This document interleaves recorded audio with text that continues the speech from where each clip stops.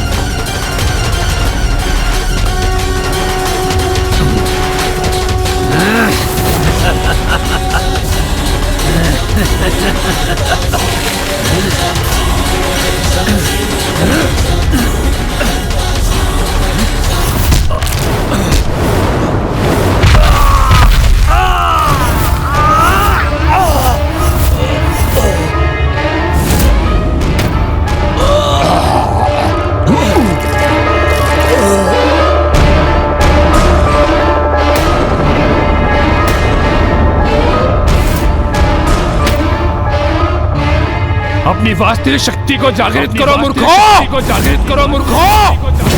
और दिखाओ इन देवताओं को कितना असाधारण सामर्थ्य है तुम्हारा।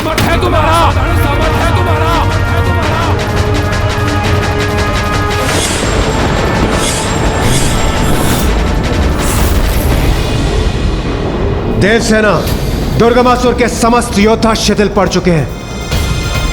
प्रतीत होता है आज सूर्यास्त के पूर्व ही आज का युद्ध समाप्त हो ही गया। युद्ध समाप्त नहीं, अभी आरंभ हुआ है।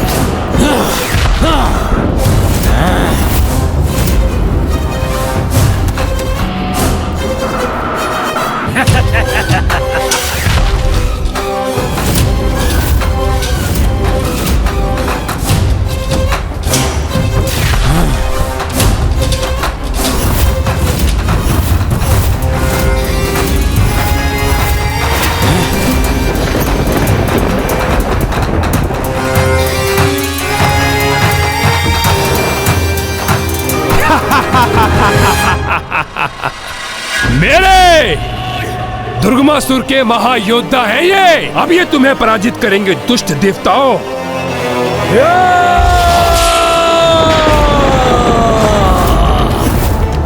मुझसे उलझकर बहुत बड़ी भूल की है तुमने गजमुख। गणासुर हूँ मैं, जो कभी किसी कार्य को अधूरा नहीं छोड़ता। और आज देवी आदिशक्ति को उनके पूजा स्थल से हरण कर अपने साथ ले जाने का लक्ष्य भी अवश्य प्राप्त करूंगा मैं। तुम यही ऐसे वचन बोलते रह जाओगे मूर्ख असुर, और उधर माँ की पूजा संपन्न भी हो जाएगी।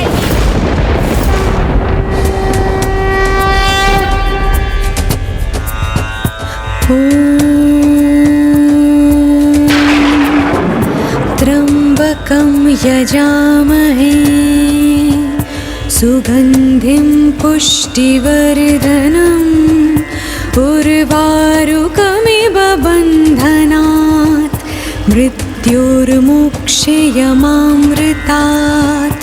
ॐ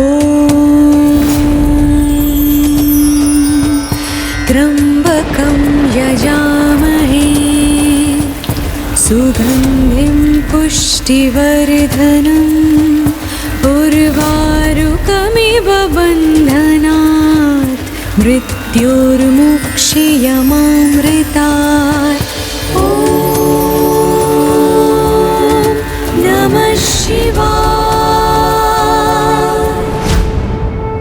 ऐसा प्रतीत होता है कि देवी आदिशक्ति द्वारा किए गए जलाभिषेक का जल मेघ का रूप लेकर महादेव तक पहुंच गया है, और वही मेघ उन पर बरस कर देवी आदिशक्ति की ओर से उनका जलाभिषेक कर रहा है।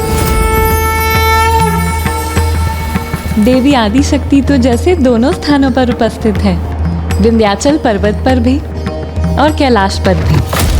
इस अद्भुत अनुष्ठान को, समर्पण भाव से की गई इस पूजा को भला कैसे कोई रोक सकेगा। मैं गणासुर पुनः देवी आदिशक्ति की पूजा को भंग करने के उद्देश्य से आगे बढ़ रहा हूँ। मुझे रोक सकते हो तो रोक लो गजमुख।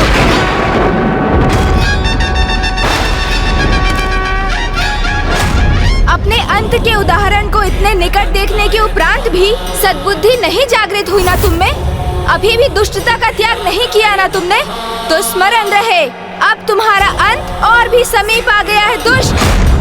अंत तो आज तुम सभी का होगा, आज ही सूर्यास्त के पूर्व। इसलिए तुम सभी के जीवन में अब अधिक समय शेष नहीं है। सूर्यास्त में अब जितना भी समय शेष है ना, वो हमारे नहीं, तुम सभी के अंत के लिए पर्याप्त है।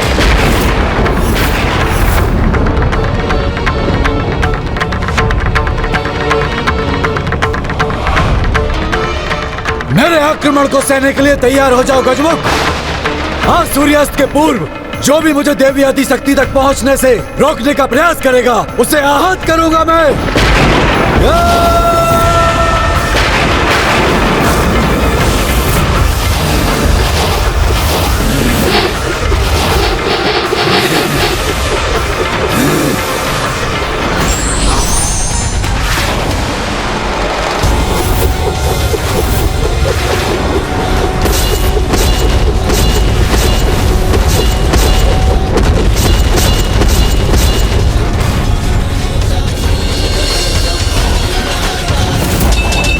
देवसेना, सूर्यास्त होने में बस कुछ ही समय शेष है। हमें इन समस्त असुरों का अंत कर मां गणेश जी की सेवा में प्रस्तुत होना होगा। वो असुर अपनी 12 भुजाओं से गणेश जी पर प्रहार कर उन्हें उलझा रहा है। चिंता मत कीजिए देवराज, अच्छे कार्य के लिए मात्र इतना ही समय पर्याप्त है। विश्वास रखिए, सूर्यास्त से पूर्व हम इन सभी को पराजित करने में सफल अवश्य होंगे।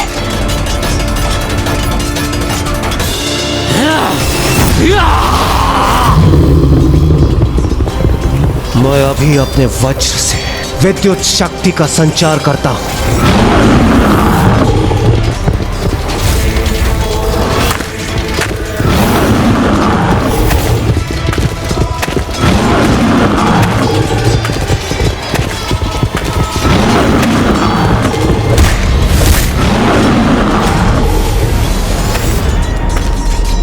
आज के दिवस के अंत के पूर्व इसके जीवन का अस्त होना आवश्यक है। आज तुम्हारे लिए सूर्य सदा के लिए अस्त हो जाएगा देवताओं।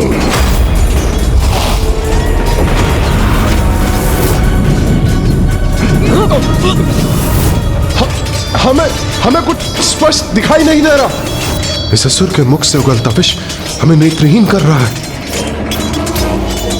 पर कहां और कैसे वार करें हम इस पे?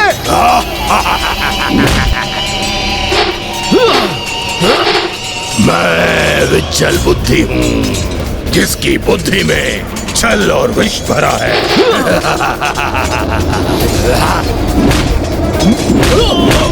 इस बार मेरे विष से तुम बच नहीं पाओगे वरुण देव।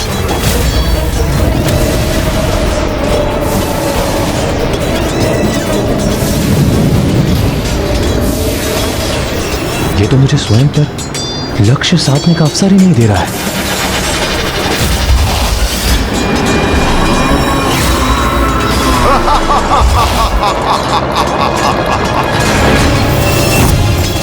इसका विषैला द्रव्य मुझे आहत कर रहा है। वरुण देव संकट में है, मुझे उनकी सहायता करनी चाहिए। वायुदेव, इस बार तुम मुझसे कहीं नहीं बचकर जा सकोगे, क्योंकि इस बार मैं तुम्हें वायु में परिवर्तित नहीं होने दूंगा।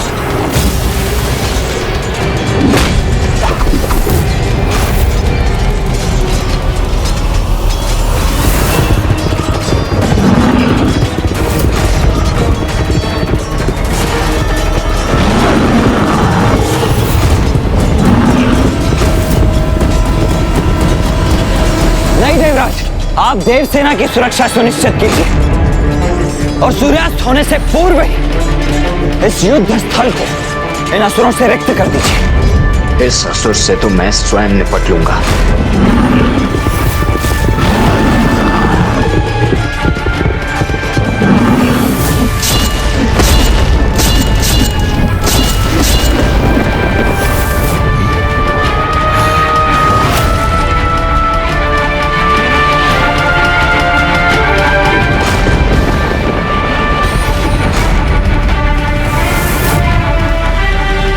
माँ के पूजा स्थल के इतना समीप पहुँच गया है ये दुष्ट। इसे तो किसी भी उपाय से रोकना ही होगा मुझे।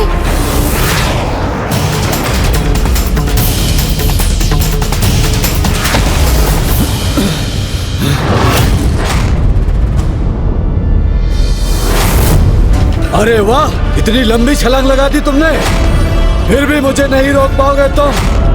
अब देखते हैं मेरी गति का सामना करने की शक्ति है तुम में अथवा नहीं।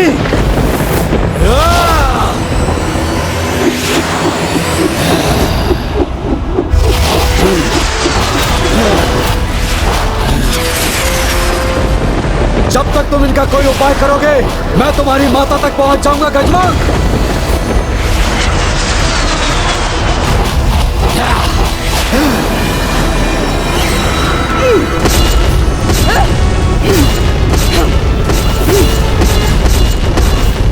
छल से युद्ध करना तो हम असुरों का स्वभाव है। यदि ये देवता बल से हमारा सामना करने में सक्षम है भी तो क्या, किंतु मेरे सेनापतियों के कपट कौशल को कदापि पराजित नहीं कर सकेंगे। आपकी योजना है ये असुर सम्राट? हाँ असुर सम्राट, और इस योजना को तो सफल होना ही है। बस इतना ही तो चाहिए मुझे कि गणासुर उस देवी आदि शक्ति तक पहुंचकर उसे मेरे समक्ष प्रस्तुत करे।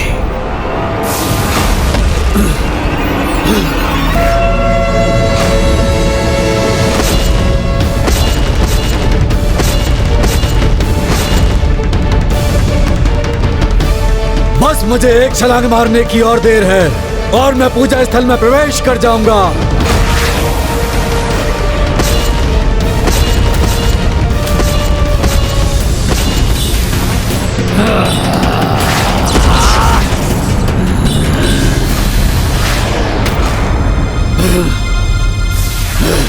ये सुरक्षा कवच गणासुर को नहीं रोक पाएगी। अभी ध्वस्त कर देता हूं इसे।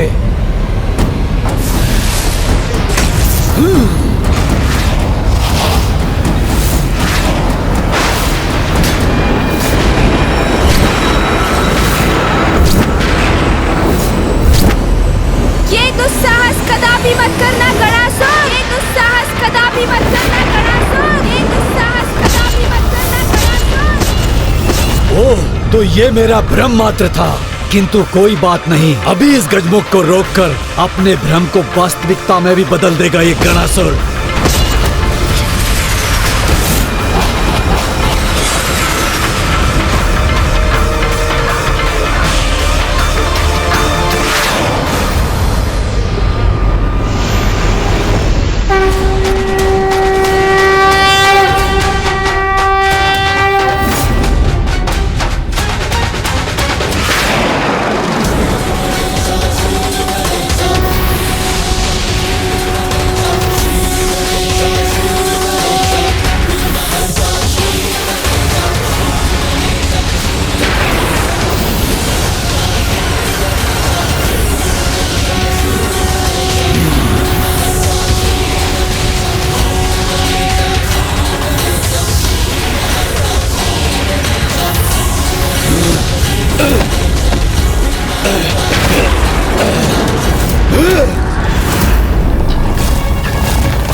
मेरे साथ ऐसी दृष्टता की तुमने, अब देखो उसका क्या दंड देता हूँ मैं तुम्हें। तुम्हारे अपराधों के दंड भुगतने का समय तो तुम्हारा है गणासुर।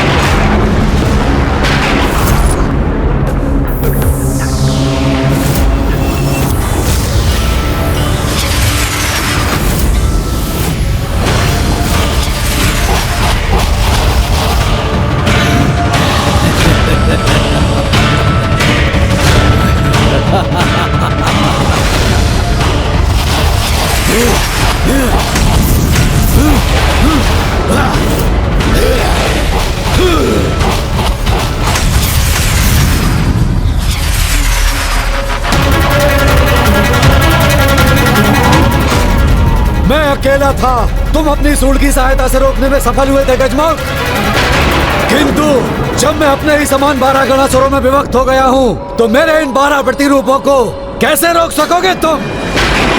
मेरे ये प्रतिरूप जाकर हरण करेंगे देवी आदि शक्ति का।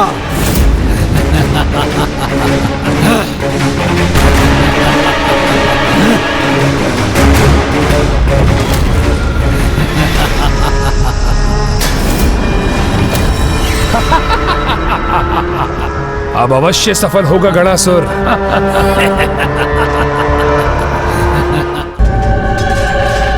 जब शत्रु छल का प्रयोग करे, छिपकर पीछे से वार करे, तो उससे युद्ध उसकी शक्ति को पराजित करने के लिए नहीं, अपितु उसकी दुर्बलता को उसकी पराजय का आधार बनाकर किया जाता है।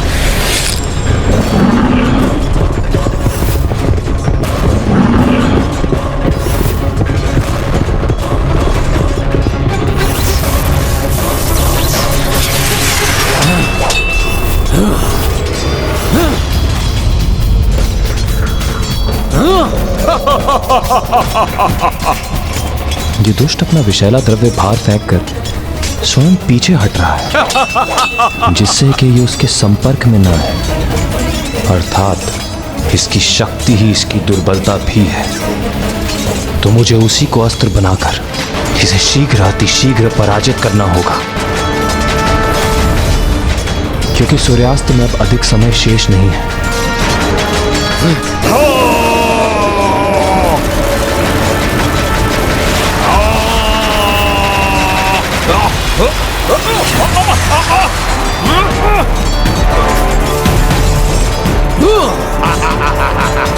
सूर्यदेव, अब अग्निदेव, इस असुर की सबसे बड़ी दुर्बलता इसका अहंकार है। मैं उसी का लाभ उठा के इसे बोलने पर विवश कर दूंगा। उसके पश्चात केवल उसका स्वर सुनकर हम उस पर लक्ष्य साधेंगे, और इसी प्रकार आज के युद्ध की समाप्ति से पूर्व ही हम उसे परास्त कर देंगे।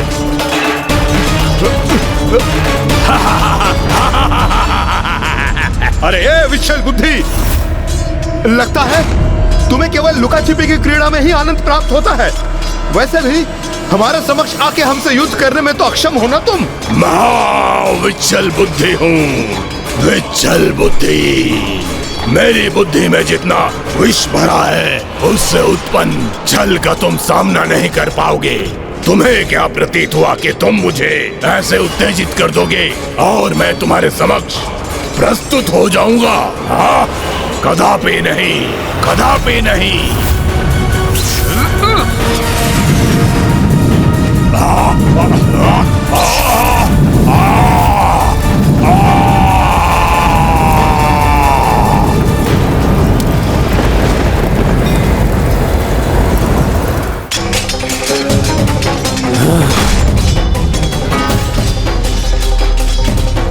यदि ये कुछ भी विभक्त कर सकता है, तो स्वयं को भी तो कर सकता है।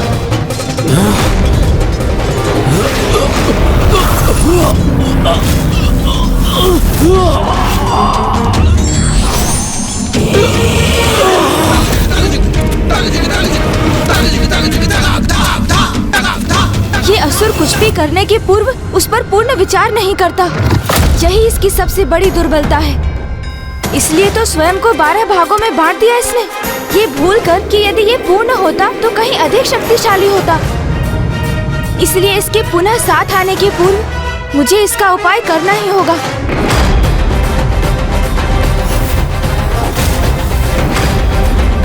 अब तुम अपने स्थान से तनिक भी हिले तो अंत हो जाएगा तुम्हारा दुष्ट।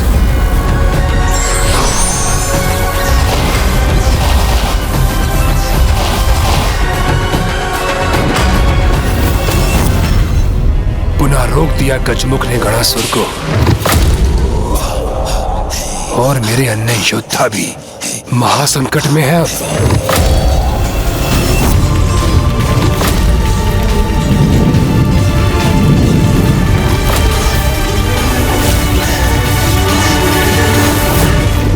कहा था ना मैंने, आज सूर्यास्त से पूर्व ही तुम अपने काल के दर्शन करोगे। जय मां विंध्यवासिनी, जय मां आदिशक्ति।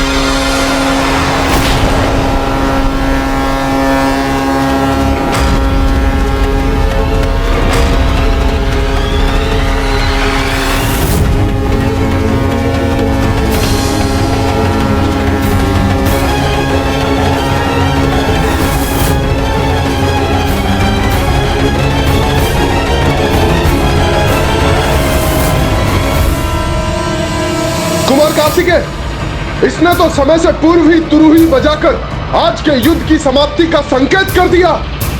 अब हम क्या करें?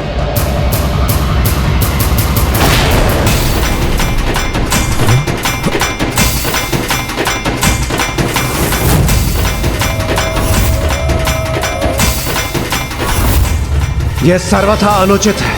यह अवश्य असुरों की कोई ना कोई चाल है। मेरे विचार से हमें अपना आक्रमण रोकना नहीं चाहिए। किंतु हम युद्ध के नियमों का उल्लंघन नहीं कर सकते। यदि उसके अनुसार हमारा विरोधी युद्ध विराम हेतु तुरही बजा दे, तो फिर उस दिवस के लिए हम भी युद्ध रोकने के लिए बाध्य हैं।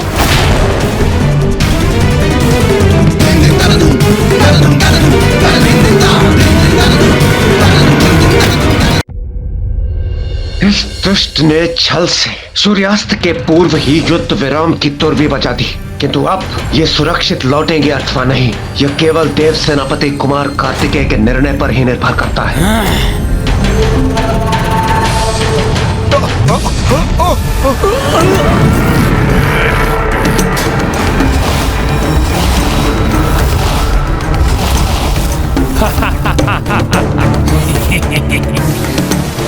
मुझे तो यही ज्ञात था देवताओं। युद्ध नियम के अनुसार दोनों पक्षों में से किसी के भी दोहरा युद्ध विराम का नाद ध्वनित होते ही युद्ध रोक दिया जाता है। किंतु तुम्हारी मुद्राओं को देखकर तो ऐसा प्रतीत हो रहा है कि तुम अपने नियमों का पालन करना ही नहीं चाहते। अरे युद्ध विराम का नाद नहीं सुना तुमने? तो क्या तुम्हारे निकट आकर पुनः उत्पन्न करूं उसे, अथवा मान लूं कि तुम स्वयं अपने नियमों का उल्लंघन करने के लिए तत्पर हो? किंतु इतना समझ लो, नियमों का पालन नहीं करोगे तुम तो मैं भी उन्हें भंग करने के लिए मुक्त हो जाऊंगा। नियम तो तुमने भंग किया है दुष्ट, क्योंकि निर्धारित यह हुआ था युद्ध विराम केवल सूर्यास्त के साथ होगा, किंतु तुमने उसके पूर्व ही युद्ध समाप्ति की घोषणा कर दी। देवराज इंद्र, दुर्भाग्यवश जहां मैं स्थित हूँ वहां से देखो तो सूर्यास्त हो चुका है। कोई मूर्ख ही होगा जो अस्त हो चुके और अस्त हो रहे सूर्य में भेद करने में असमर्थ होगा। मूर्ख पुकारो तो अधृष्ट कपटी, कोई प्रभाव नहीं पड़ता मुझे, किंतु तुम्हें क्या करना है उसका निर्णय लो। यदि नियम का उल्लंघन किया तुमने तो हम नियमविहीन होकर रात्रि में भी युद्ध करेंगे और रात्रि में ही तुम्हें पराजित कर देवी आदिशक्ति पर आक्रमण कर उनकी पूजा के प्रथम दिवस पर ही उनकी पूजा को खंडित कर दूंगा। नहीं इंद्रदेव, कुछ मत कहिए। भूल हमारी ही थी और हम देवता युद्ध के नियम का उल्लंघन कर धर्म की अवहेलना कदापि नहीं करेंगे।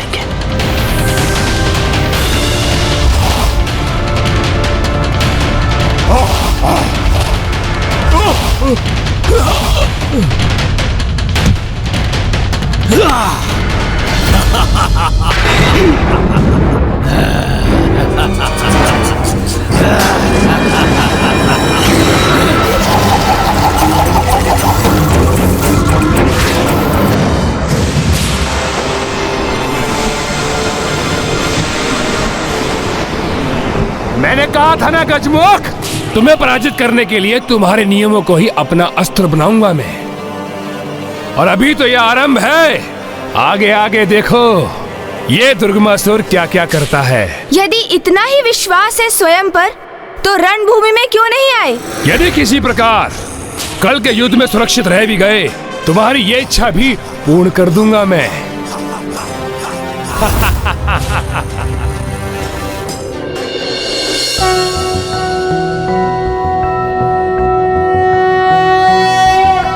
सौराष्ट्रे सोमनाथं च श्रीशैले मल्लिकार्जुना नागेशं दारुकावने सेतुबन्धे च रामेशं घुष्मेशं च शिवालये।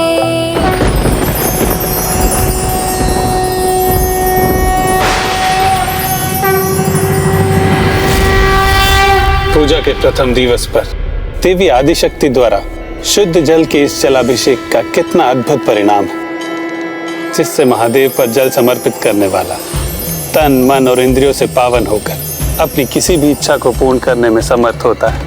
और देवी आदिशक्ति तो स्वयं प्रकृति स्वरूपा है, इसलिए उन्होंने जलाभिषेक कर न केवल स्वयं को अपितु संपूर्ण जगत को पवित्र, शुद्ध और जीवंत कर दिया है।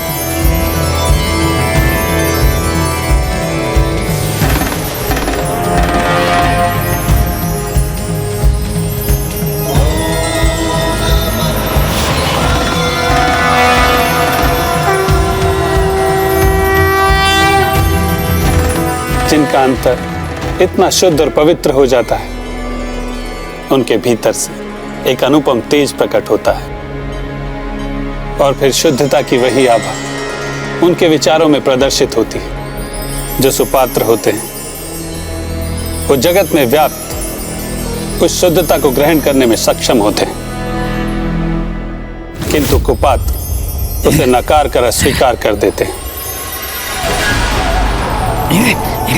क्या है ये? कैसी ऊर्जा है ये? दूर करो मुझे इससे।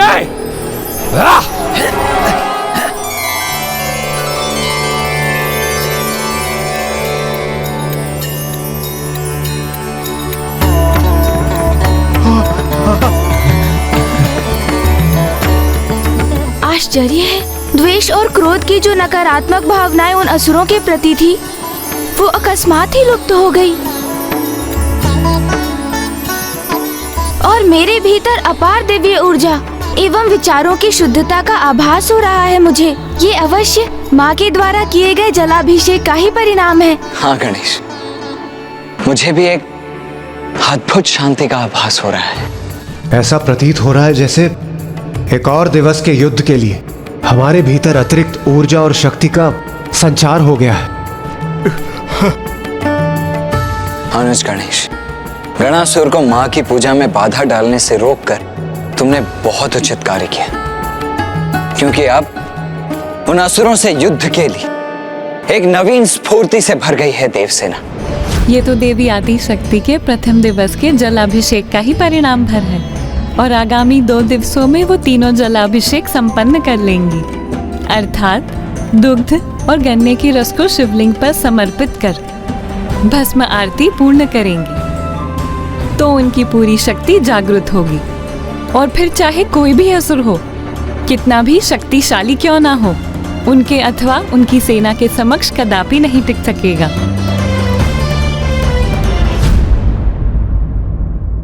निर्णायक नहीं था आज का युद्ध, किंतु फिर भी हमने उससे सीखा कि कभी भी अपने शत्रु को कम नहीं आंकना चाहिए। उन असुरों की शक्ति को ही नहीं, अभी तो उनकी छल बुद्धि को भी पराजित करना है हमें। अर्थात अब आगे का युद्ध हमें और संयम के साथ लड़ना होगा। उचित है भैया, किंतु अभी भी उन असुरों की वास्तविक गुप्त दुर्बलता का भान कहाँ हुआ है हमें, जिससे हम उनका विनाश संभव कर सके। अजय है मेरे असुर सेनापति, उन्हें तनिक भी कोई क्षति नहीं पहुंचा सकता और आज के युद्ध से वो देवता इतना तो समझ ही गए होंगे, उस गजमुख के कारण मेरी योजना सफल नहीं हो सकी, किंतु जो आज नहीं हुआ वो कल अवश्य होगा। कल के दिवस स्वयं तामसिक माता मेरी सहायता करेगी, तब देखता हूँ वो गजमुख भला क्या करता है। तुम कहना क्या चाहते हो अनुज गणेश? यही भैया कि आपका शक्ति वेल जो कठोर से कठोर शिलाओं को भी भेद सकता है, वो उस दुष्ट अभेदी को तनिक भी क्षति नहीं पहुंचा सका।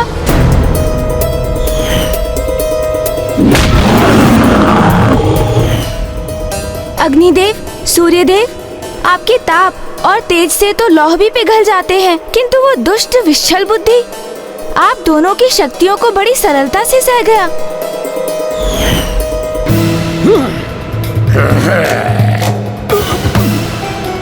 और वायुदेव, वरुण देव, इंद्रदेव, आपके अस्त्र भी उन दुष्ट असुरों का संहार करने में असफल रहे। अवश्य इन सभी के पास कोई ऐसा वरदान है जिससे ये सुरक्षित रह सके। हम उन्हें क्षति पहुंचाने में सफल तो हुए, किंतु भैया अभी भी हमें उनके अंत का कोई उपाय ज्ञात नहीं। और यही कारण है कि दुर्गमासुर ने इन्हें अपने महायोद्धा सेनापति पद पर उन सभी को स्थापित किया है, क्योंकि इन सभी की मृत्यु का कोई ना कोई भेद अवश्य है। अर्थात जब तक हम उनका भेद ज्ञात नहीं कर लेते, हम हमारे शत्रु को केवल आहत ही कर पाएंगे, उनका अंत नहीं कर सकेंगे। और ये युद्ध इसी प्रकार चलता रहेगा। गणेश जी, आप यही कहना चाहते हैं ना? माँ की 2 दिवसों की पूजा अभी शेष है और किसी भी अवस्था में इन 2 दिवसों में हमें इन असुरों का अंत कर माँ के कार्य को सरल बनाने का प्रयास करना है।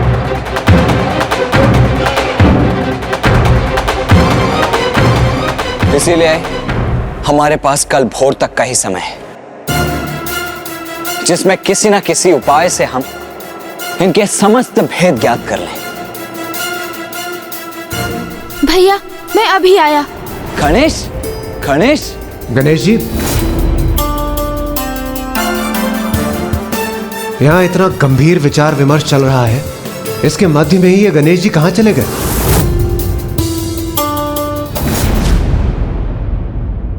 असुर सम्राट, हमें सचेत रहना होगा। वो देवता अवश्य कोई चतुराई करेंगे। आज की निराशा के उपरांत वो शांत नहीं बैठेंगे। हाँ असुर सम्राट, विशेष रूप से वो गजमुख अत्यधिक चतुर प्रतीत होता है। मेरे विचार से हमें वहां जाना चाहिए और वहां जाकर उनके समाचार को प्राप्त करना चाहिए। तो मेरे समझ खड़े होकर क्या बिनबिना रहे हो? तत्काल जाओ और उन देवताओं की योजना ज्ञात करो। जी महाराज, जी महाराज।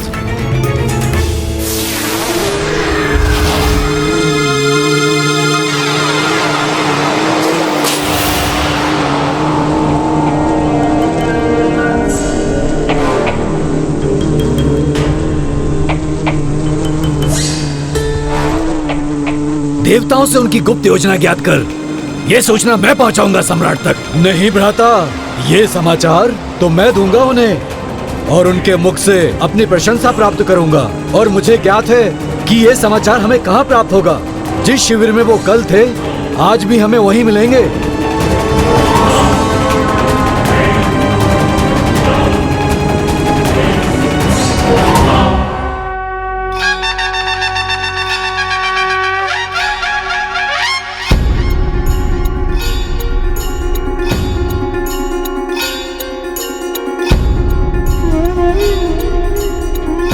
गणेश जी, ये क्या है? ये लड्डू है देवराज जी। लड्डू? और इनकी सुगंध से ये स्वादिष्ट प्रतीत हो रहे हैं ना? ये क्या अनुज गणेश, हम सभी को असुरों के संहार की युक्ति का विचार करने में व्यस्त कर तुम स्वयं के उदर को भरने की चिंता में व्यस्त हो। नहीं नहीं भैया, मैं तो उसी समस्या को लेकर गंभीर चिंतन कर एक निष्कर्ष पर पहुंचा हूँ। लड्डू, ये है तुम्हारा निष्कर्ष? हाँ भैया, ये है असुरों की समस्या का अत्यंत सटीक समाधान, उनसे उनका भेद ज्ञात करने का उपाय।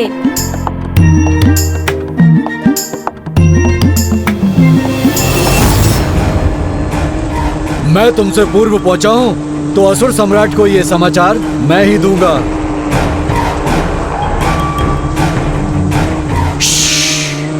ध्यान से सुनो, कुछ सुनाई दे रहा है मुझे। ये कैसा उपाय है गणेश? दिवस में युद्ध और रात्रि में शांति, यही निश्चित हुआ था ना भैया। तो मैं इन लड्डुओं के साथ असुरों के शिविर में शांति संदेश लेकर जाऊंगा।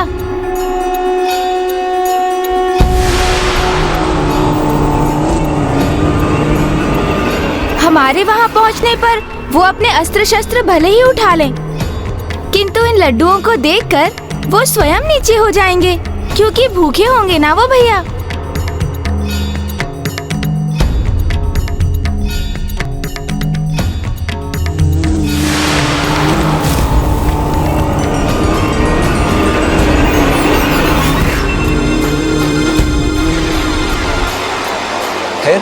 फिर हम उन्हें अपने लड्डुओं से ललचाकर, अपने मीठे मीठे शब्दों से उन्हें भ्रमित कर, उनके सभी भेद स्वयं हमें बताने पर विवश कर देंगे उन्हें। बस इतनी सरल है मेरी योजना।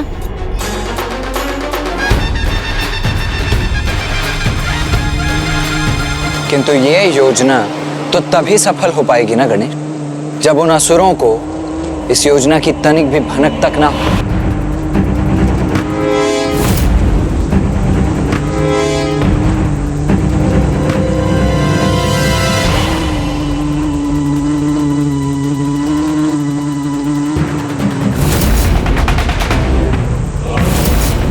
यहाँ तो कोई नहीं, रिक्त है ये स्थान।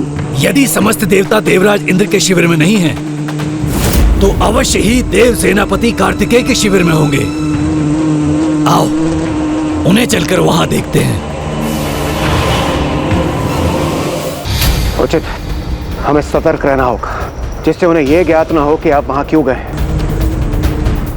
और तुम्हारा वहां अकेले जाना भी उचित नहीं है गणेश, क्योंकि उन असुरों का विश्वास नहीं किया जा सकता। कई नियमों का उल्लंघन कर रात्रि काल में ही युद्ध आरंभ न कर दें।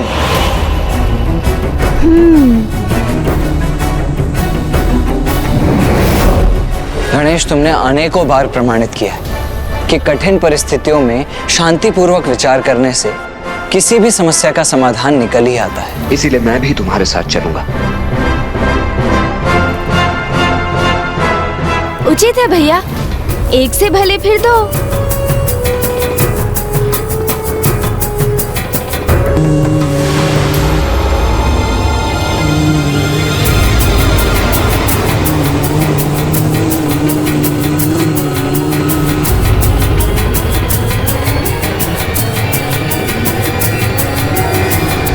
अन्य सभी देवता हैं यहाँ, तो कुमार कार्तिकेय और गजमुख गणेश कहाँ हैं? प्रतीत होता है हमें यहाँ पहुँचने में विलंब हो गया है। वो अपनी योजना क्रियान्वित कर चुके हैं।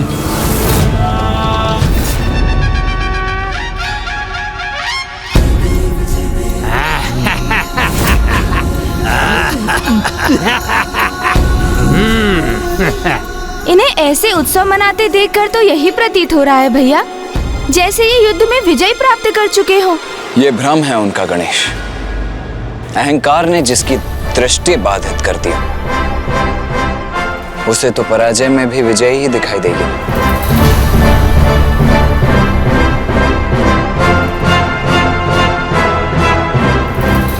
आज के समान मेरे सेनापति पुनः विजयी हो और देवताओं की टोली उन्हें तनिक भी क्षति ना पहुंचा सके और देवी आदि शक्ति तक पहुंचने का उपाय प्राप्त हो।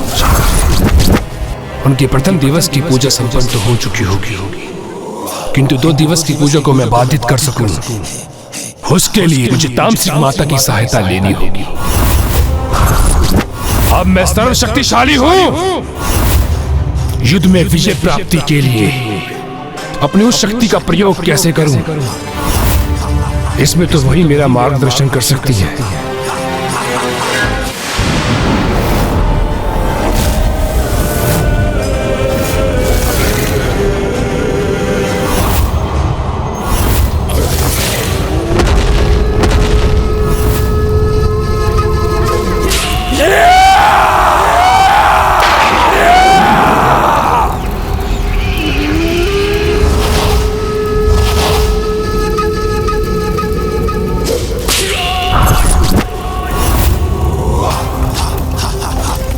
दर्शन देही माता, दर्शन देही माता, दर्शन देही।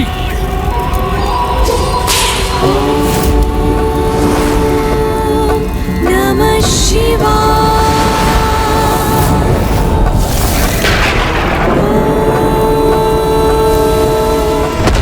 मुझे दर्शन क्यों नहीं दे रही हो माता?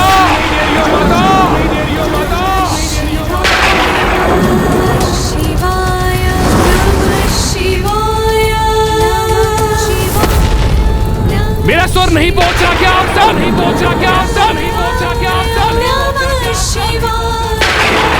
माता, माता, माता। ओम नमः शिवाय। दर्शन देही माता, दर्शन देही, दर्शन देही, दर्शन देही।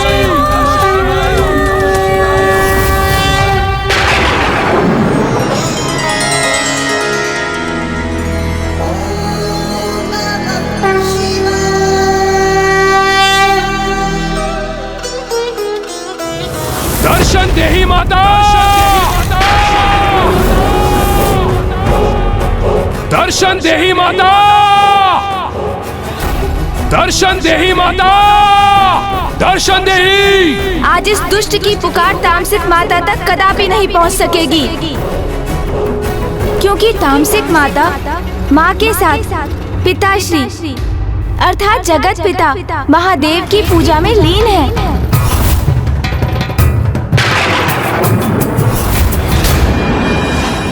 वहीं रुक जाओ।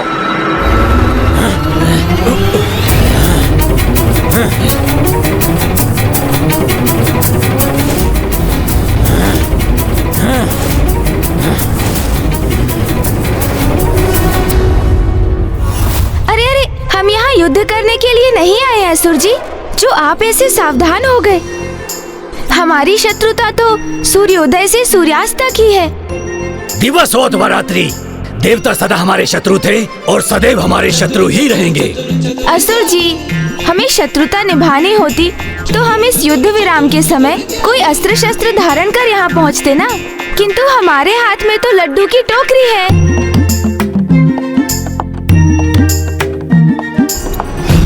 मुझे विश्वास है प्यास तो आपकी अवश्य बुझ गई होगी, किंतु भूख तो लगी होगी ना। तो लीजिए, खाइए लड्डू।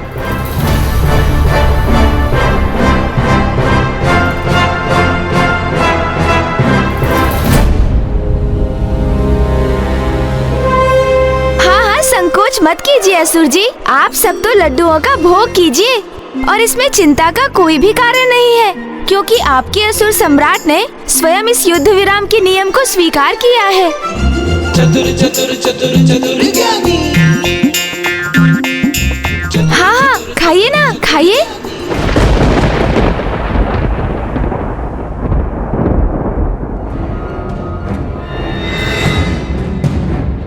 ये सभी तनाव में तो हैं, किंतु कोई किसी से किसी प्रकार का संवाद नहीं कर रहा है। ऐसे में कैसे ज्ञात होगा कि वो दोनों जो यहाँ दिखाई नहीं दे रहे हैं वो कहाँ अदृश्य हुए हैं? कभी ना कभी तो इनमें से किसी का धीरज टूटेगा ही, और वो कुछ कहकर इनका रहस्य तो अवश्य उजागर करेगा।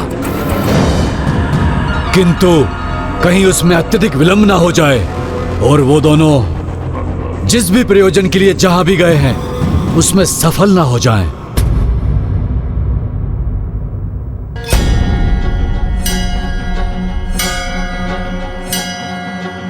जिस उद्देश्य से मैं यहाँ आया हूँ उस योजना में मुझे सफलता तो अवश्य ही मिलेगी दुष्ट असुरों। बस तुम लोग लड्डू खाओ और इसी के द्वारा मैं वो भेद ज्ञात कर लूँगा जिसे ज्ञात करने मैं यहाँ आया हूँ। ओहो, आप सभी को लड्डू चाहिए, किंतु यहाँ जितने असुर हैं लड्डू उनसे कहीं कम है, तो फिर इन्हें कैसे बांटें? हाँ, एक उपाय है। आप में से जो भी कोई एक विशेष बात बताकर अपनी योग्यता प्रमाणित करेगा वही हमसे लड्डू पाएगा। कैसी विशेष बात बतानी होगी हमें? कोई भी विशेष बात, जैसे यहाँ की कोई विशेष बात, और हाँ, तुम्हारे सेनापति का कोई विशेष गुण भी। गणेश, सेनापति के विषय में ज्ञात करना है तो उन्हीं से पूछ लो। इन साधारण सैनिकों को क्यों मूर्ख बना रहे हो?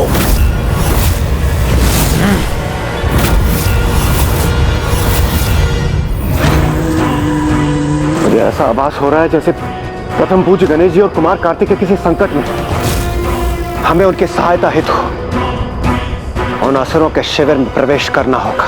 ये संकेत तो प्राप्त हो गया हमें कि कहाँ हैं वो दोनों। आप व्यर्थ ही चिंता कर रहे हैं। वो युद्ध करने नहीं, मात्र सेनापतियों के मृत्यु भेद ही तो ज्ञात करने गए हैं। हम यही उनकी प्रतीक्षा करेंगे।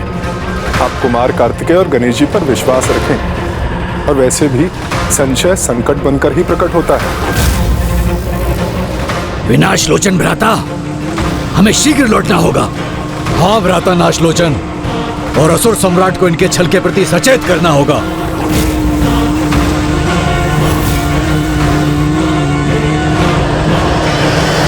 ऐसा प्रतीत होता है जैसे कोई अन्य भी है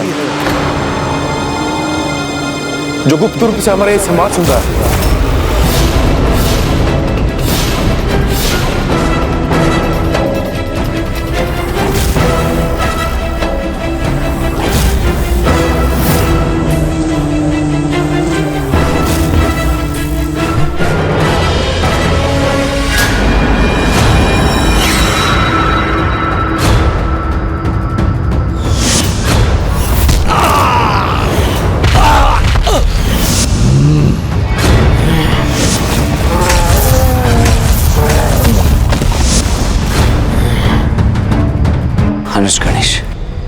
सावधान हो जाओ, स्थिति विकट होने की पूर्ण संभावना है यहाँ।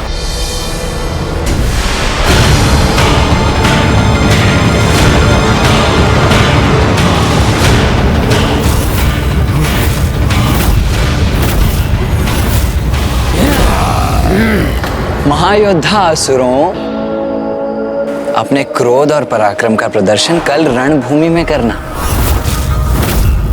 अभी तो हमारे उपहार स्वरूप दिए गए इन लड्डुओं को शांति से ग्रहण तो कर लो। तुम क्या हमें इसलिए प्रसन्न करने की कोशिश कर रहे हो जिससे कल के युद्ध में हम अपनी पूर्ण शक्ति का प्रयोग ना करें? नहीं नहीं, ऐसा कुछ भी नहीं है असुर जी। हम किसी विशेष उद्देश्य से नहीं आए हैं यहाँ। छल करने आए हो तुम यहाँ, छल। मैं विचल बुद्धि हूँ, विचल बुद्धि।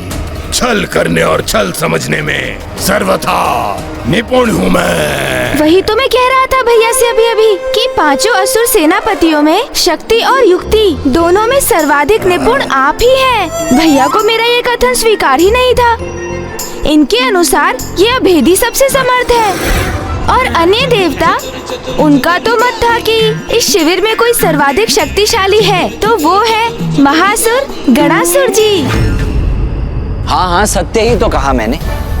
एक अभेदी ही हैं जो आज के युद्ध में तनिक भी आहत नहीं हुए। न मेरे शक्ति दंड का इन पर कोई प्रभाव हुआ और न ही देवराज इंद्र का वज्र इन्हें कोई क्षति पहुंचा सका। और मैं भी तो बिना आहत हुए वापस लौटा था और एक साथ मैंने तीन देवताओं को संभाला था। अब असुर सेनापतियों में सर्वाधिक शक्तिशाली कौन? मैं विचल बुद्धि, मैं। तुम हो सर्वाधिक शक्तिशाली?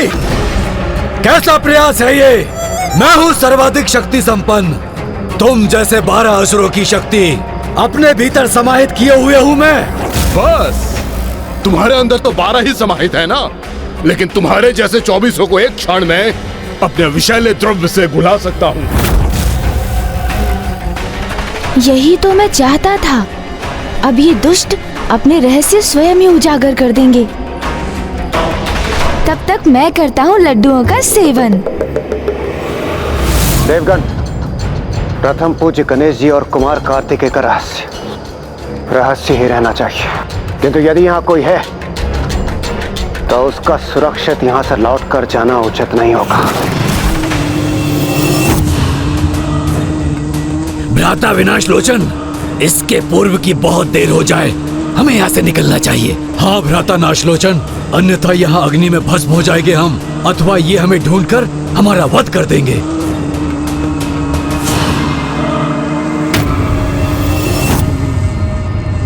देवगण,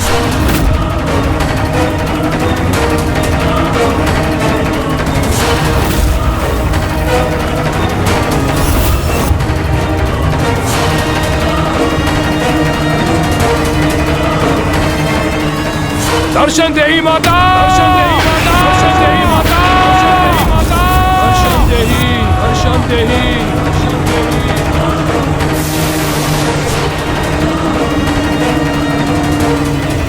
दर्शन देही माता,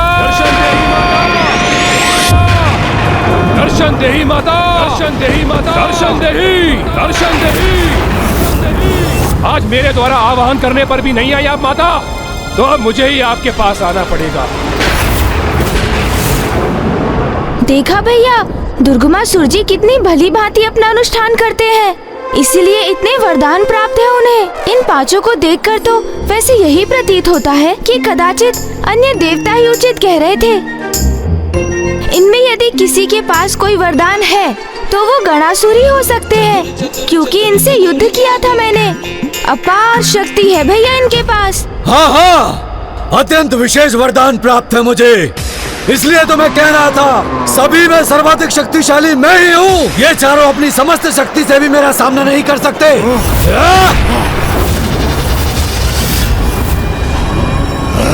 हम चारों अपनी संयुक्त शक्ति से भी नहीं कर सकते तुम्हारा सामना।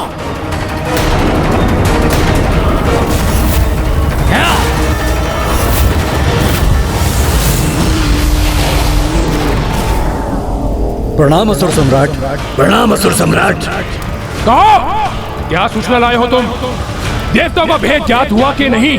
असुर सम्राट, उन देवताओं ने 5 महाअसुरों की मृत्यु का रहस्य ज्ञात करने हेतु अपनी कपट क्रीड़ा रची है। हाँ असुर सम्राट, और उस गजमुख और उसके भ्राता को इस कार्य के लिए हमारे शिविर में भेजा गया है। ये मुझे क्यों बता रहे हो मूर्खों? सर्वप्रथम जाकर मेरे सेनापतियों को सूचित करो। जाओ! हम चारों तो क्या, तुम्हारे लिए मैं ही पर्याप्त हूँ गणासुर, क्योंकि मेरे वरदान के अनुसार मैं सभी को विभक्त कर सकता हूँ, किंतु मुझे कोई कुछ भी नहीं कर सकता। किंतु जंग लगने पर तो तुम्हारा अंत हो सकता है ना? किंतु जंग लगने पर तो तुम्हारा अंत हो सकता है ना? भैया अब देखते जाइए।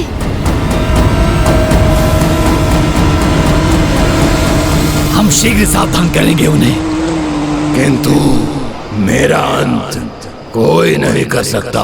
स्वयं अग्निदेव और सूर्यदेव भी मुझे क्षति नहीं पहुंचा सके, स्वयं वो भी। परंतु मैं कर सकता हूँ तुम्हारा अंत, क्योंकि मुझे तुम्हारे गुप्त रहस्य भली भांति ज्ञात है। सभी अष्टभुजा जीवों के समान तुम्हारे भीतर भी 3 हृदय हैं, और अगर तीनों को एक साथ नष्ट कर दिया जाए तो तुम्हारा अंत भी निश्चित है। और मैं अपने विषैले द्रव्य से पल भर में सभी का अंत कर सकता हूँ। किंतु मेरा नहीं तुम मुखा, मेरा नहीं, अभेदी हूँ मैं। कोई अस्त्र शस्त्र मुझे भेद नहीं सकता, किंतु तुम्हारे अंत के लिए तो बस कोई अस्त्र तुम्हारे एक मुख से भीतर जाके दूसरे मुख से बाहर आ जाने के बाद ही तुम ढेर हो जाओगे, किंतु मुझे कोई ढेर नहीं कर सकता। मैं अभेदी हूँ, तुम सबसे शक्तिशाली हूँ मैं। किंतु कीचड़ में भी तो तुम्हारी शक्ति निम्न हो जाती है ना, वहाँ तो तुम्हें सरलता से कुचला जा सकता है, किंतु मुझे तो न कीचड़ में, न जल में, न पृथ्वी पर, न पृथ्वी के नीचे कहीं कोई मेरा वध नहीं कर सकता। इसीलिए तो सर्वशक्तिशाली हूँ मैं।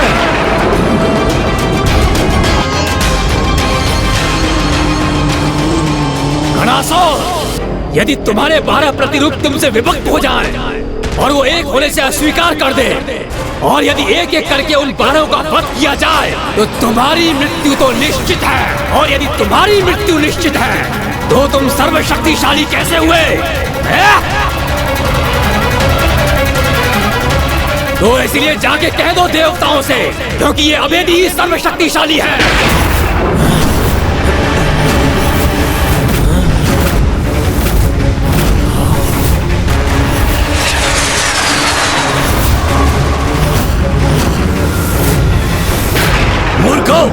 वो दोनों यहाँ आए और तुम 5 को मूर्ख बनाकर चले गए। मूर्ख हो तुम सभी, जो अपनी मृत्यु का उपाय स्वयं अपने हाथों से अपने शत्रुओं को सौंप दिया।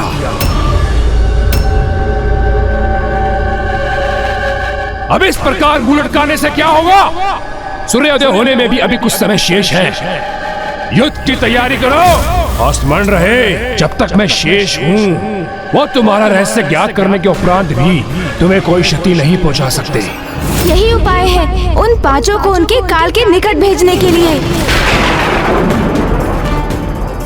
अब जब हमें ये ज्ञात हो ही गया है कि उन सभी का अंत कैसे संभव, तो हमें उन सभी को अकेले घेर कर एक एक करके उनका अंत करना होगा,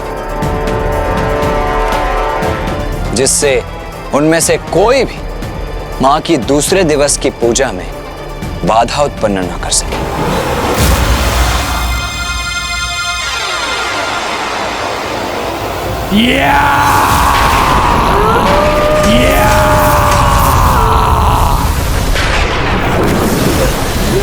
मैंने अपने अनुष्ठान से अपार शक्ति प्राप्त की है, उसमें से आंशिक शक्ति मैं तुम सभी को प्रदान कर रहा हूं, जो तुम्हारा सुरक्षा कवच बनकर तुम्हारी सुरक्षा करेगी।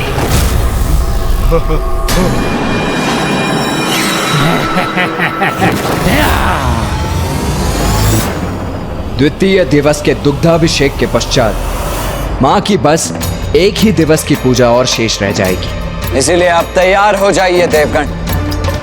आज के युद्ध के आरंभ का शंखनाद होने में अब अधिक समय शेष नहीं है।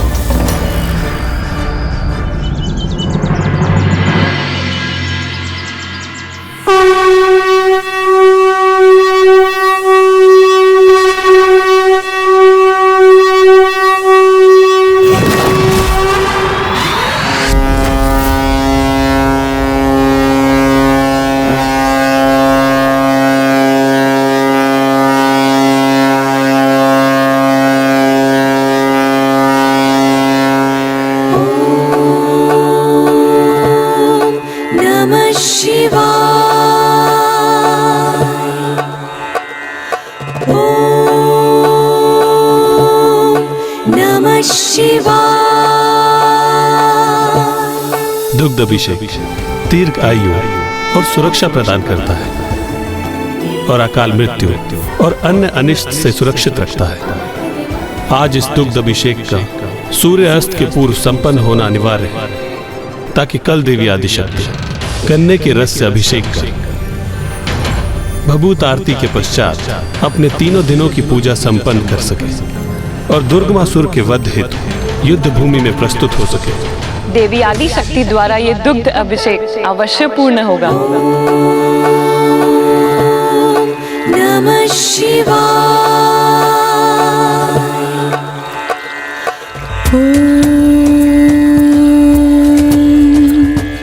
त्र्यंबकं यजामहे सुगंधिं पुष्टिवर्धनम् उर्वारुकमिव बन्धनात् मृत्युर्मुक्षयमामृतात्। यहाँ सभी परस्पर युद्ध में व्यस्त रहेंगे और मैं सूर्यास्त होने से पूर्व देवी आदिशक्ति की पूजा को भंग कर ही रहूंगा।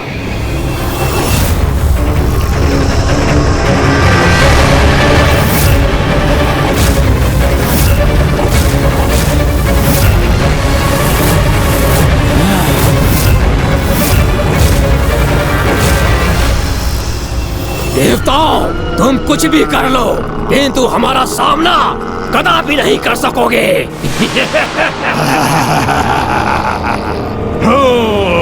इनकी मृत्यु का भेद हमें ज्ञात हो चुका है।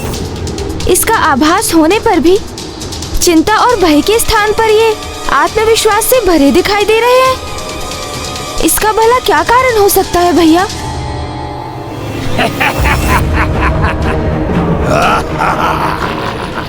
युद्ध का नाद तो मैं ध्वनित कर चुका हूं देवताओं, तो फिर एकटुक क्यों देख रहे हो? ओ, समझा? अपनी माता उस देवी आदिशक्ति की प्रतीक्षा कर रहे हो क्या? हम तो तुम्हारी सेना को एक अवसर दे रहे थे दुर्गमासुर कि वो अभी भी पीछे हटकर अपनी रक्षा कर ले, किंतु इन्हें देखकर तो ऐसा प्रतीत होता है कि तुम्हारी भांति ये भी अपने विनाश को आतुर हो रहे हैं। तो उचित है तो इनकी ये इच्छा भी पूर्ण किए ही देते हैं।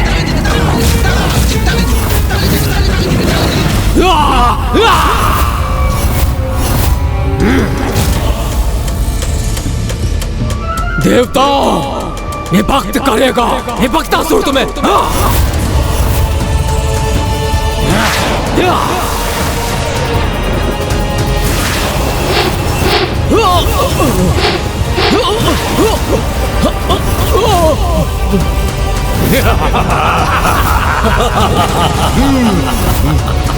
विभक्तासुर का अंत तो तभी निश्चित होगा जब उसकी तंत्रिका तंत्र में जंग उत्पन्न हो जाएगी और उसके लिए हमें जल और वायु तत्व की आवश्यकता पड़ेगी।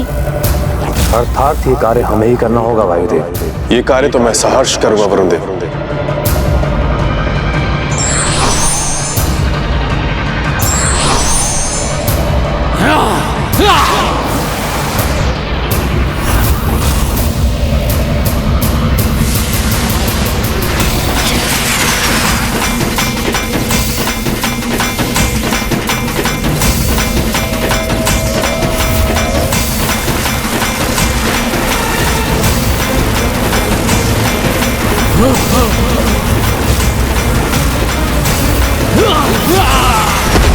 ये क्या? जल और वायु दोनों मेरी तंत्रिका पर।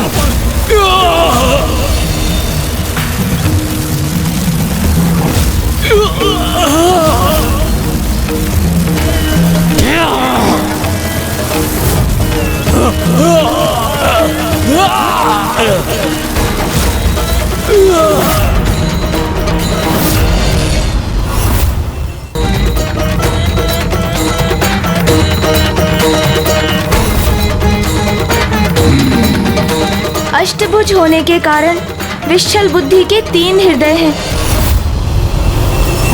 जिस पर एक साथ अस्त्र प्रहार होने पर ही उसकी मृत्यु संभव है।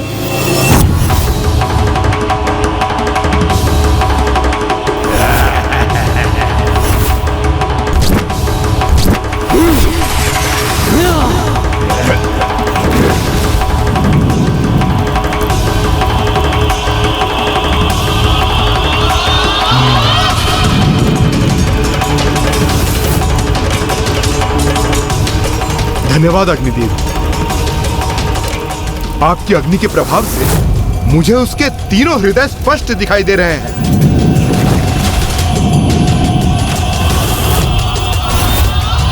अपने अंतिम श्वास गिन लो। ये अस्त्र प्रहार मेरे लिए घातक सिद्ध हो सकता है। अब मैं कैसे करूं अपनी रक्षा?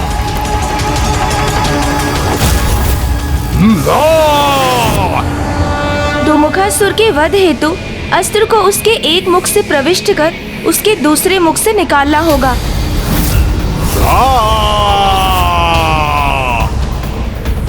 संयम धर, उचित समय पर वार करूंगा इस पर मैं।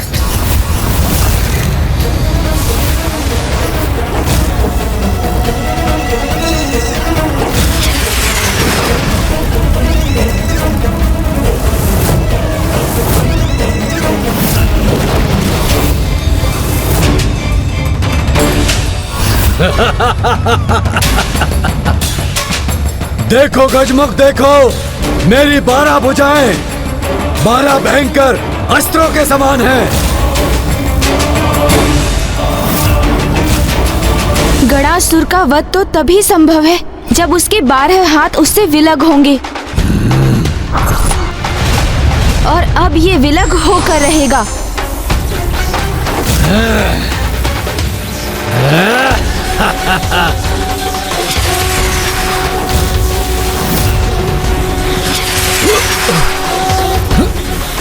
नहीं नहीं, मुझे अपने हाथ साथ लाने होंगे।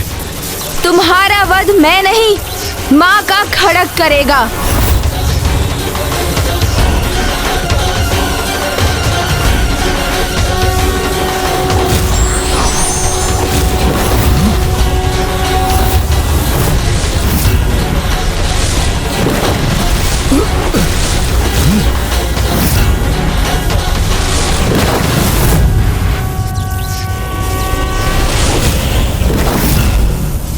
अब देखो देवताओं के सेनापति अभेदी तुम्हें कैसे धराशायी करता है। इस अभेदी की शक्ति कीचड़ में क्षीण पड़ जाती है।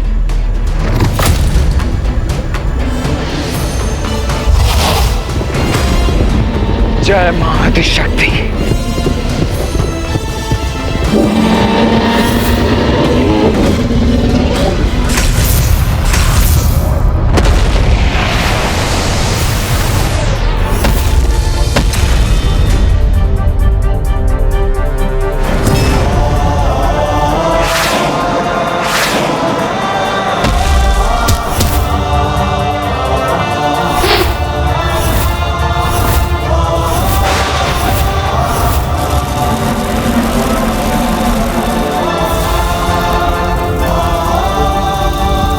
आज का ये सूर्योदय इन दुष्टों का अंतिम सूर्योदय होना चाहिए। कितने भी प्रयास कर लो, किंतु मेरे महायोद्धा सेनापतियों को तनिक भी क्षति नहीं पहुंचा पाओगे।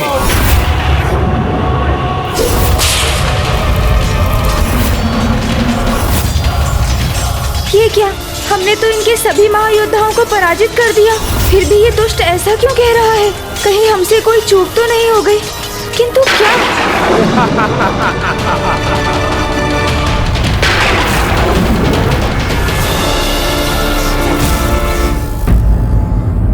भूल किसी से भी हो सकती है, किंतु महत्वपूर्ण ये है कि व्यक्ति को उस भूल के बारे में विचार करना छोड़ तत्काल उसके सुधार में लग जाना चाहिए।